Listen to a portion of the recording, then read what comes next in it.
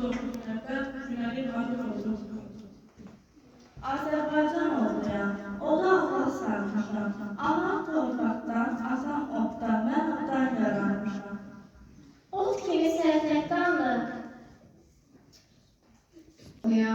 Hünər göstərməyicə, havuz yaşamışam mən, dədəm qorxu ad verdi mənə öz günlərindən.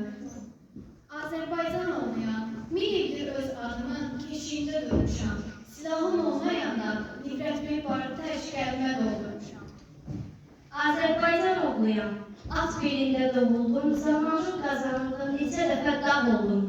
Mənim damarlarımda gür sellər çağlamışdır. Anam cəngilər üstə məni qundaqlamışdır. Ot kimi istiqanlı, səndən dəliqanlıyam. Həyat qədər qədiməm, torpaq qədər şanlıyam. Ot kimi yandıranam, su kimi söndürənəm. Məni yandırsalar da, suda batırsalar da, yenə mənəm, mənəm. Onun şeirlərində dağlarımız danışır. Qarlı zirvələr, sərt qayalar sanki sözə çevrilib, vətənin tarixini pıçıldayır. Misralarında vətənin nəfəsi duyulur. Torpağımızın hər çiçəyi, hər bulağı onun sözlərində canlanır. Sanki təbiət özü ilə səsinə cavab verir.